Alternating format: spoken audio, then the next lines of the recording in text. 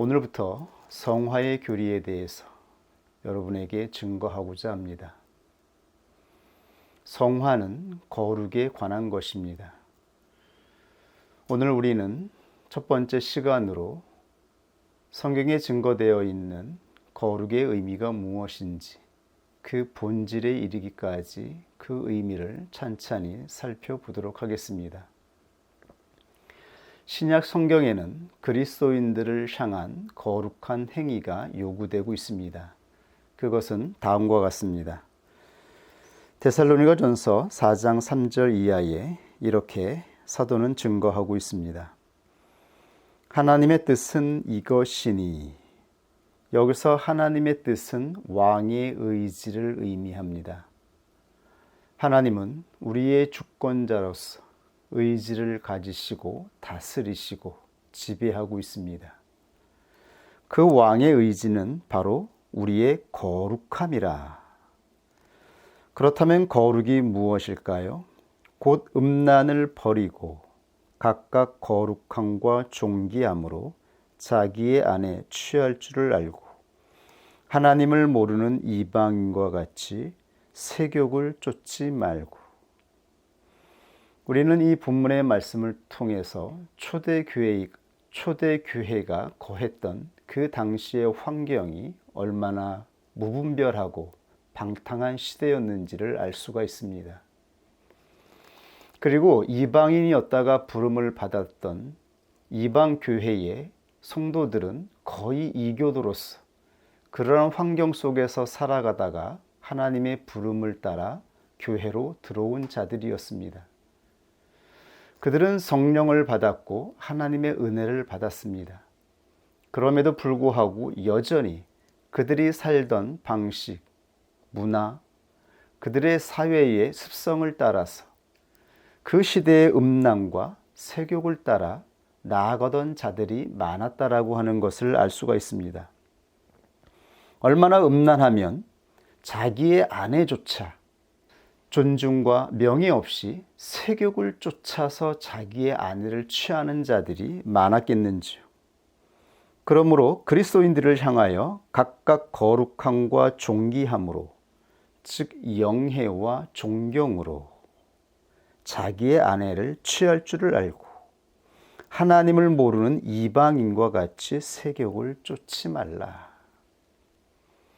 너희가 하나님을 알지 못하여 너희 맘대로 육체를 따라서 정욕대로 행하던 그 습성을 버리라고 하는 것이죠.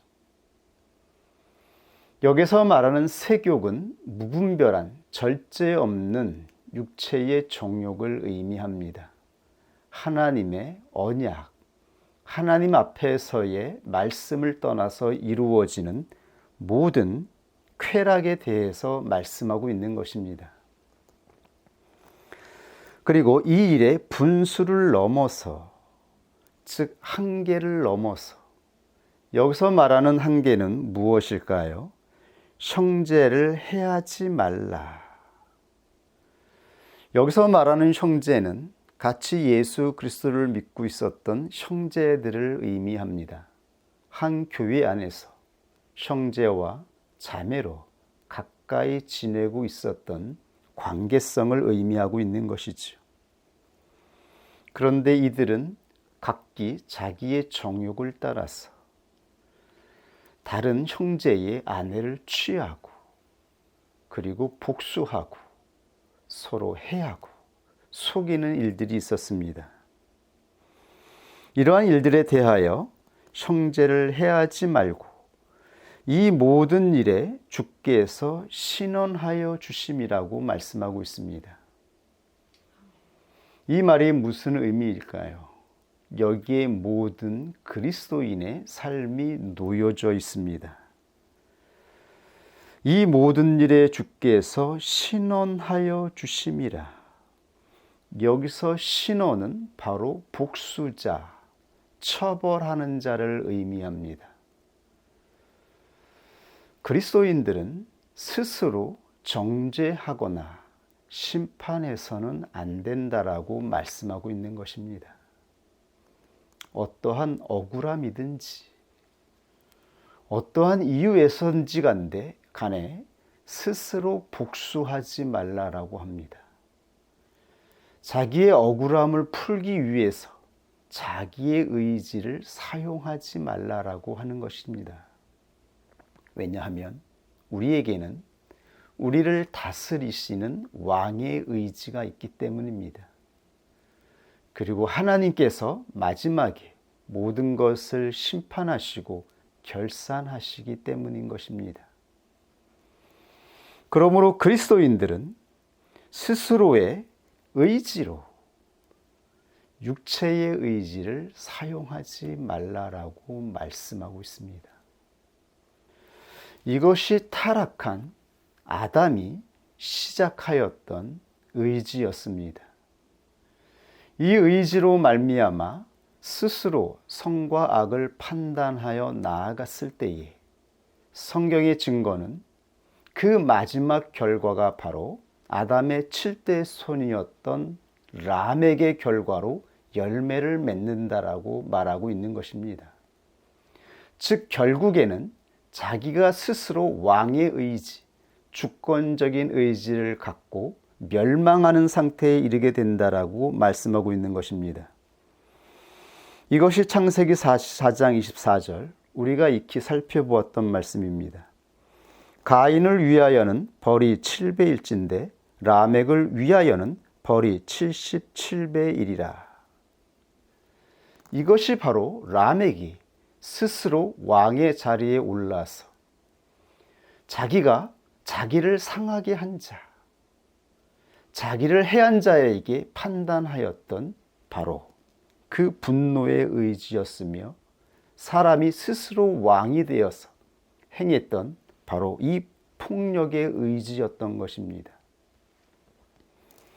그러므로 성경은 우리에게 하나님께서 우리에게 왕되심을 선포하시면서 우리의 억울함과 우리의 고통과 상함으로 인하여서 그 어떠한 상황에서도 스스로 복수하지 말라라고 말씀하고 있습니다. 하나님께서 신원할 것이기 때문입니다. 이것을 믿고 인내하는 자, 절제하는 자가 되기를 원합니다.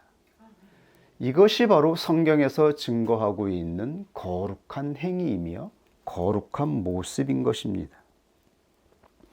그러면서 사도는 7절 이하에 이렇게 증거하고 있습니다.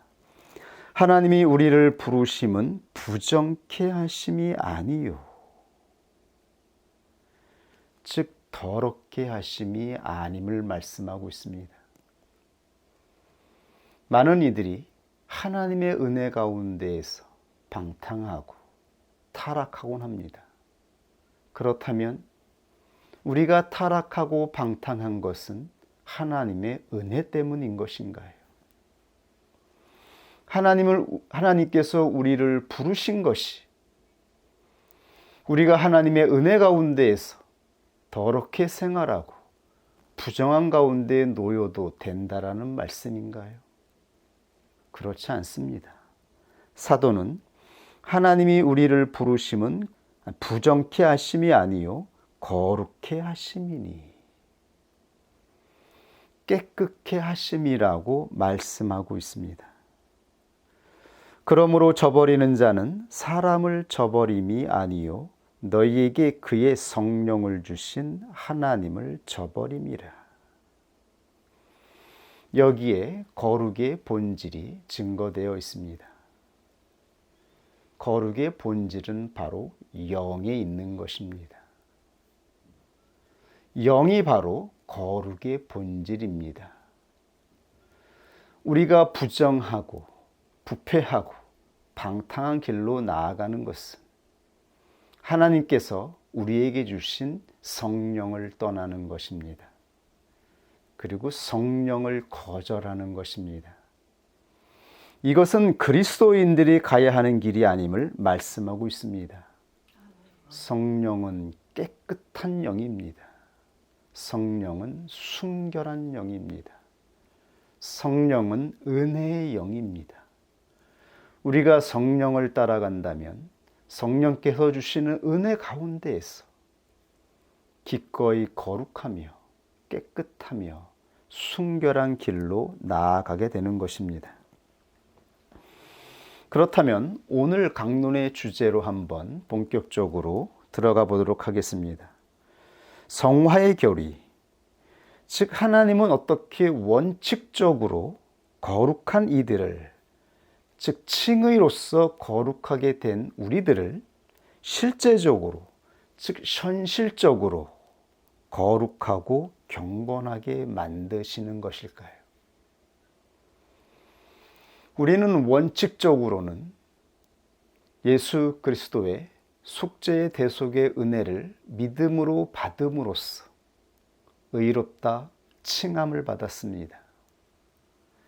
이것은 우리가 법적으로 원칙적으로 거룩하게 되었다라는 것을 의미합니다. 그러나 여기에서 그치지 않고 동시에 우리는 실제적으로 옛 성품을 배격하고 하나님이 기뻐하시는 새로운 성품을 잇기 위해서 나아가야 합니다. 이 새로운 성품이 길러짐으로 말미암아 우리는 구원의 상태를 경험하게 되는 것입니다. 어떻게 현실적으로 우리는 거룩의 상태로 나아가게 되는 것일까요? 그 의미에 대해서 오늘 살펴보도록 하겠습니다. 먼저 여러분들이 생각하는 성화가 무엇인지 한번 잠시 여러분의 생각 속에 정리를 해 보십시오. 우리가 익히 알고 있고 들었던 성화는 어떠한 것인가요? 그렇다면 성경에서 증거하는 성화의 본질적인 의미는 무엇일까요? 성화는 무엇을 정의한 개념일까요? 성경적으로 오늘 우리는 이 본질에 대해서 살펴보도록 하겠습니다. 성경적 성화의 핵심에는 거룩의 개념이 있습니다. 하나님의 본질적인 속성에 성경은 거룩으로 선포하고 있습니다. 최초의 거룩의 진술은 창세기 2장 3절에 선포되어 있습니다. 하나님이 일곱째 날을 복주사 거룩하게 하셨으니 이는 하나님이 그 창조하시며 만드시던 모든 일을 마치시고 이날에 안식하였음이더라. 성경에 가장 처음으로 거룩이라는 이 개념이 선포된 구절입니다. 하나님이 일곱째 날을 복주사 거룩하게 하셨으니, 거룩하게 하셨다라고 하는 것은 어떻게 하셨다라는 것일까요? 그리고 이 거룩의 결과는 바로 안식이었습니다. 이 안식이 바로 성경에 증거된 평안, 쉼을 의미합니다. 그러므로 모든 구원받은 백성들은 이 세상에서의 모든 나그네 삶을 마치고 안식의 나라에 들어가게 될 것이라고 약속되어 있습니다. 우리가 들어가게 되는 마지막 하나님의 나라는 영원한 안식의 나라인 것이죠. 그런데 이 안식과 거룩은 서로 긴밀하게 연결되어 있습니다. 우리가 경험한 안식, 이 안식의 본질은 평안으로 우리 영혼 안에서 이미 경험되고 있죠. 이 평안의 결과는 바로 거룩으로 말미암은 것이라고 말씀하고 있는 것입니다. 그렇다면 우리는 이미 거룩하게 된 것일까요? 거룩하게 되지 않았다면 어떻게 하나님이 말씀하신 평안이 우리 안에서 느껴질 수 있겠는지요? 여기에 성경적인 의미가 증거되어 있습니다. 본문 말씀에서 증거된, 즉 창세기 2장 3절에 증거된 거룩은 시브리어로 카다쉬입니다. 그런데 이 카다쉬는 어근 카드에서 발생되었습니다. 어근이란 뜻이 무엇인가요? 바로 그 단어의 핵심, 근간, 뿌리를 의미하는 것이죠. 이 어근이 바로 거룩이 가지고 있는 핵심적인 본질의 의미를 가지고 있다라고 하는 말입니다. 그런데 이 카다쉬는 카드에서 발생하였는데, 카드는 바로 자르다, 분리하다라는 뜻입니다. 자르다, 분리하다. 이것이 바로 거룩의 핵심 근간인 것입니다. 거룩은 분리하고 잘라내는 것에서 이루어지는 것입니다. 그러므로 하나님은 천지를 창조하시고 일곱째 날을 분리하셨습니다. 무엇으로부터 분리하셨다라고 하는 것일까요? 하나님이 창조하시던 모든 의지, 능동의지를 멈추고 그날 쉼을 이루셨다라고 하는 것입니다. 그러므로 쉼은 의지를 멈추는 데서 주어지는 것입니다. 더 이상 애쓰지 않고, 더 이상 노력하지 않고, 이루어진 그 상태에서 멈추고 가만히 있는 상태. 여기에서 바로 평안이 이루어지는 것이죠. 우리에게 이루어지는 평안, 우리에게 주어지는 안식이 어디에서부터 오고 있는 것일까요? 우리에게 주어진 평안은 어떻게 주어졌는지를 생각해 보십시오. 우리가 애쓰고 노력하고 피땀 흘리고 고되게 살아오던 세상에서 분리되어서 우리의 의지를 멈출 때, 바로 그 상태에서 하나님의 평안이 우리 안에서 경험되었던 것이 아닌가요? 그러므로 성경에는 이러한 거룩의 의미로 파생된 여러 가지 의식적인 행위를 말씀하고 있습니다. 창세기 17장에 보면 이 거룩의 의미가 구체적인 의식으로 명령된 것을 볼 수가 있습니다. 하나님은 창세기 17장 1절에 아브라함에게 나타나셔서 나는 전능한 하나님이라. 너는 내 앞에서 행하여 완전하라 말씀하였습니다.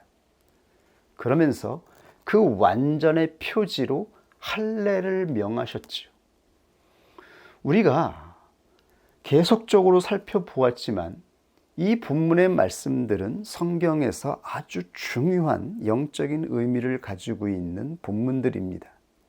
그러므로 끊임없이 반복적으로 우리는 확인하고 살펴볼 필요가 있습니다. 창세기 17장 10절에 하나님은 아브라함에게 할례를 받으라고 말씀하였습니다.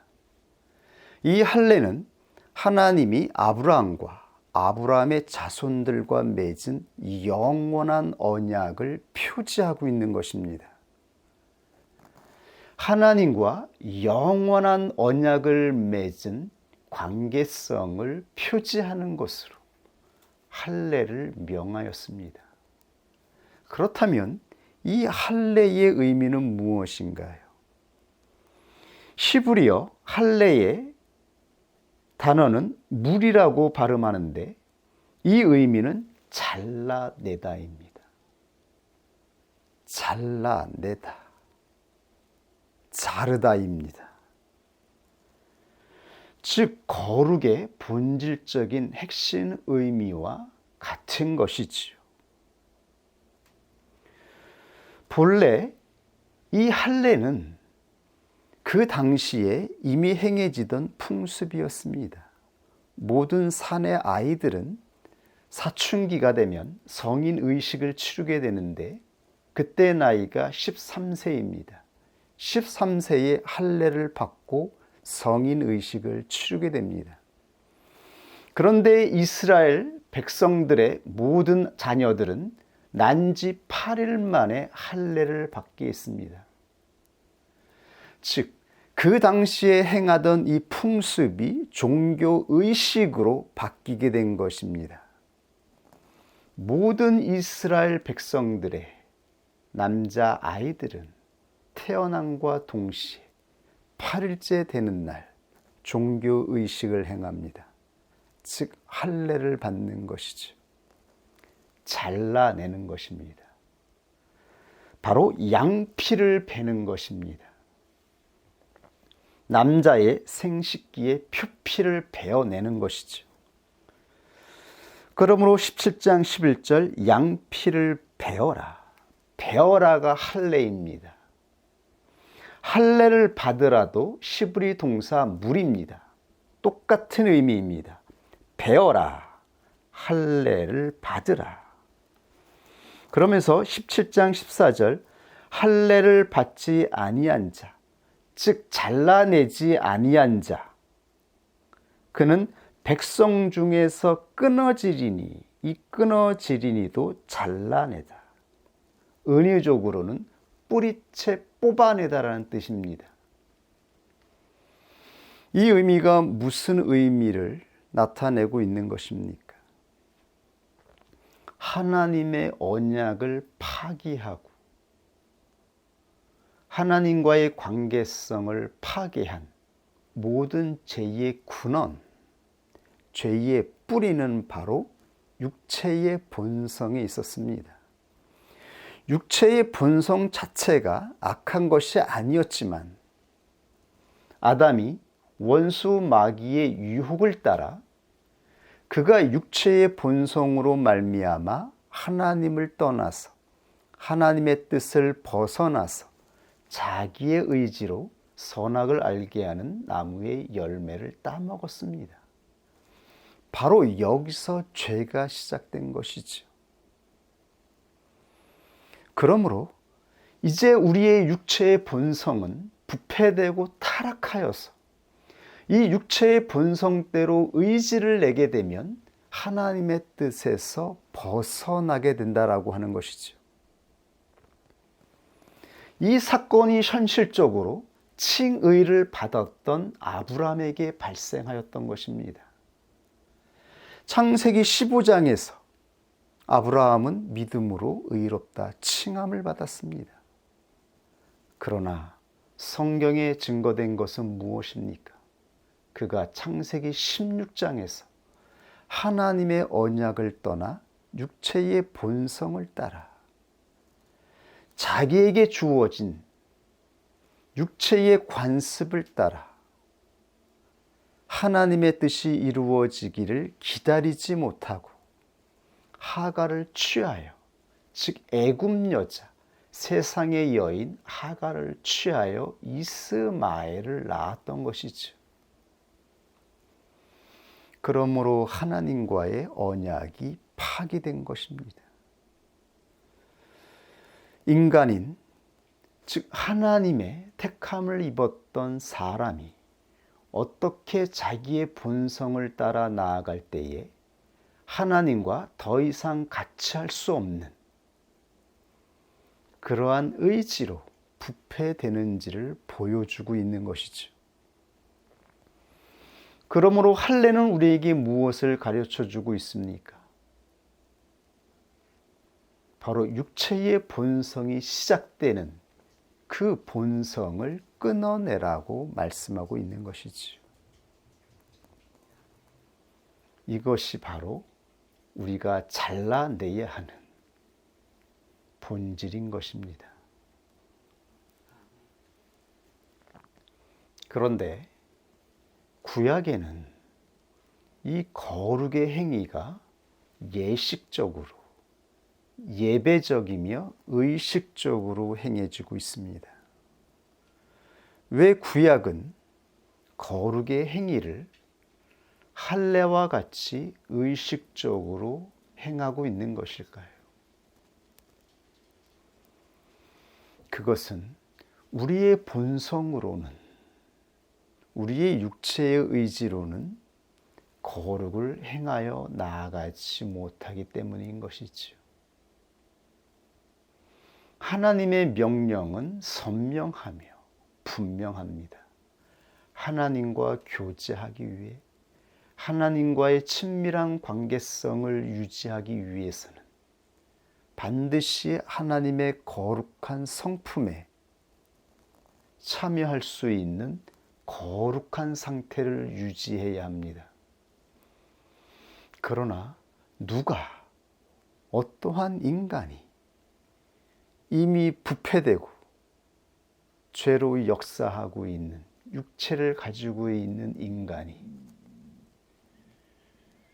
이 육체의 본성으로부터 자유로울 수 있을까요?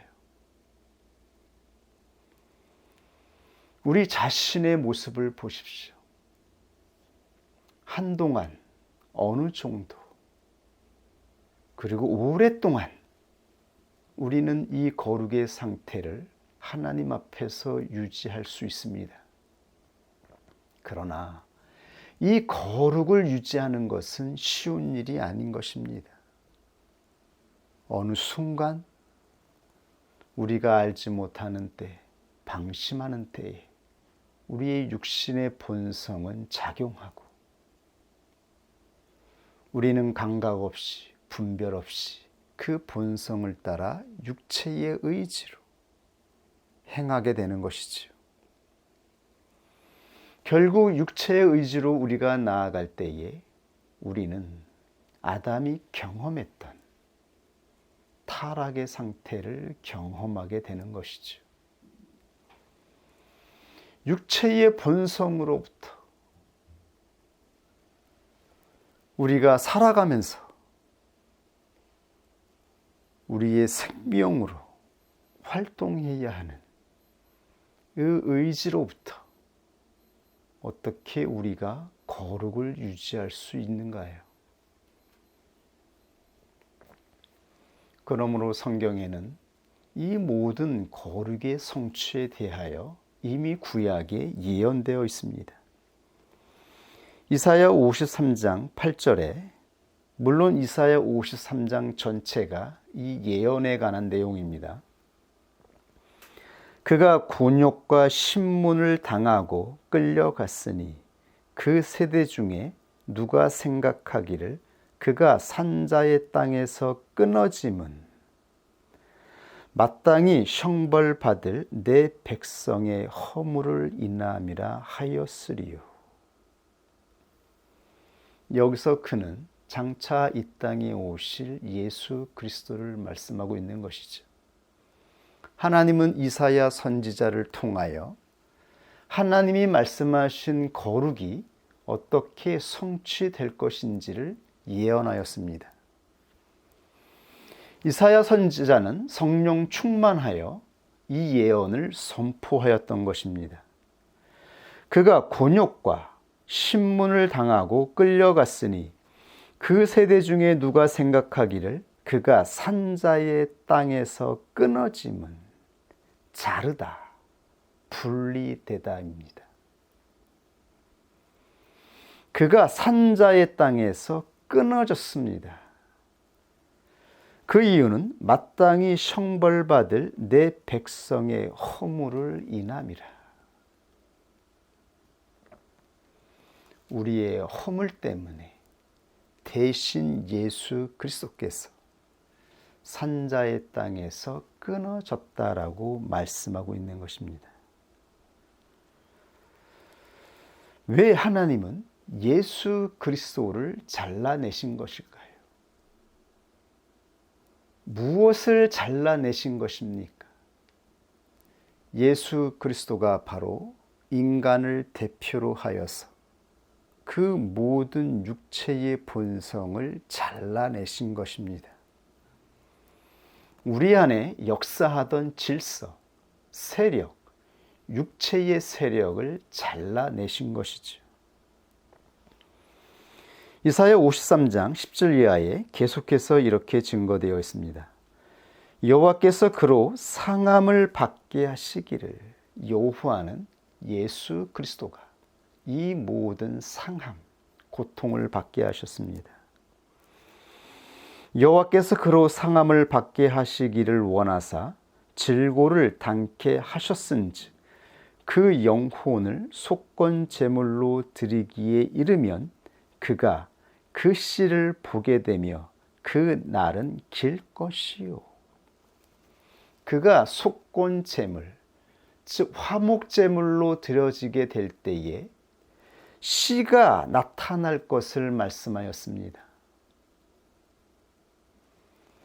복음의 실체, 복음의 실제인 씨를 약속해 주시고 있는 것이지요. 그렇다면 여기서 예수 그리스도가 이 산자의 땅에서 끊어진다라고 하는 것, 분리된다라고 하는 것,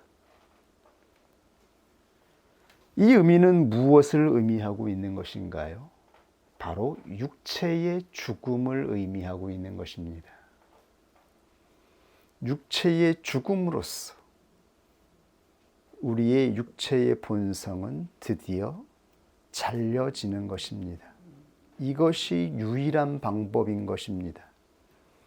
죽지 아니하면 잘려지지가 않는 것이지요. 그러므로 요한복음 12장 24절에 이렇게 예수님은 직접 말씀하였습니다.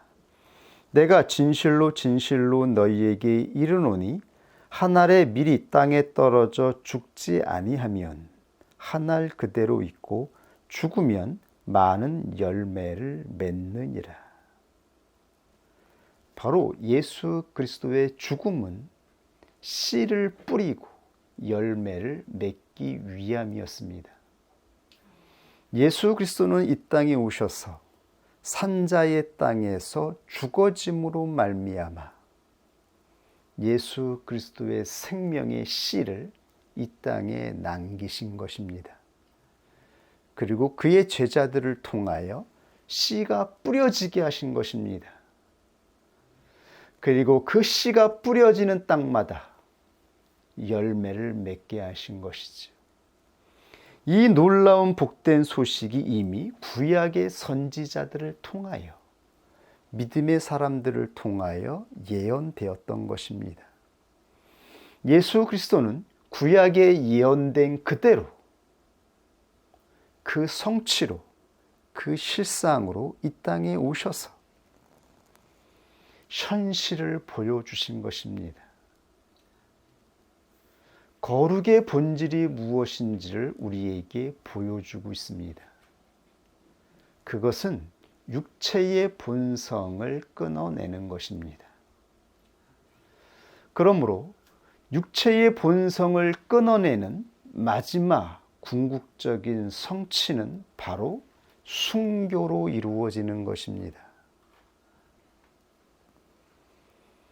오직 순교로만 모든 그리스도인들은 이 거룩을 성취하여 하나님 나라에 들어갔으며 생명의 면류관을 얻고 하나님 나라를 다스리는데 참여하게 되었던 것입니다. 이들이 바로 계시록에 예언된 천년 왕국에 참여하는 자들인 것이죠. 그리고 그리스도인들은 순교의 영을 따라 영혼 안에서 거룩에 참여하게 될 때에 하나님의 나라를 경험하게 되는 것입니다. 그리고 그 마지막은 순교인 것입니다. 육과 영이 모두 하나님의 말씀을 따라 순교로 성취될 때에 이 모든 역사가 마무리되는 것으로 성경에는 증거되어 있는 것입니다. 따라서 구약의 거룩의 주된 개념은 예식적이며 의식적입니다. 예배적이며 의식적이라고 하는 것은 그 본질의 표지를 나타낸다라고 하는 것이죠. 구약에 나타난 모든 거룩의 의미들은 예배와 종교적 의식으로 요구되었습니다. 아직 실상이 이루어지지 않았기 때문인 것이죠. 예수 그리스도가 옴으로 말미암아 드디어 신약에서 모든 예배적이며 종교적인 의식은 거의 축소가 되어지고 그리스도인들의 삶은 도덕적 윤리적인 삶으로 실제적으로 이루어지게 된 것입니다. 이것이 바로 신약의 교회를 향하여 하나님께서 사도들을 통하여 가르치고 경계하고 인도하게 하였던 성령의 법이었던 것입니다. 이제 그리스도인들 안에는 성령이 임하게 되었습니다. 성령이 임함으로 말미암아 우리 안에서 역사하던 죄의 통로, 육체의 본성, 육체의 의지가 지배되게 된 것입니다. 그 강력한 원수 마귀의 역사가 끊어지고 성령께서 주권적인 의지를 가지고 우리의 본성을 지배하게 된 것입니다. 그러므로 성령을 따라가라 말씀하고 있는 것이죠. 도덕과 윤리의 본질은 바로 영에 있는 것입니다. 세상 사람들이 말하는 도덕과 윤리는 그들이 선하다라고 말하는 의지의 본질이 있습니다. 사람의 의지로 도덕적인 행위와 도덕적인 태도를 나타내는 것이죠. 그러나 우리의 의지는 본성에서 벗어날 수 없습니다. 결국은 실패하게 되고 넘어지게 되고 타락하게 됩니다. 그것이 성경에서 증거하고 있는 진실, 인간의 실존인 것입니다. 이제 우리는 은혜를 따라서 타락하는 것이 아니라 이 육체의 의지와 분리되어 하나님이 기뻐하시는 구별된 삶으로 나아가게 되는 것이지요. 이것은 억압이나 강압이 아니라 우리 안에서 주어지는 기쁨과 평안인 것입니다. 그래서 그리스도인들은 이제 거룩한 삶을 살아갈 수 있게 된 것입니다. 이것이 성경에서 증거하고 있는 거룩의 본질인 것입니다. 그 본질은 성령에 있습니다. 이것은 우리의 의지가 아닙니다. 우리의 능동의지로 거룩을 향해 나아가는 것이 아닙니다. 우리는 성령을 따라갈 때에만 거룩해질 수 있습니다. 이 의미를 명심할 수 있기를 원합니다.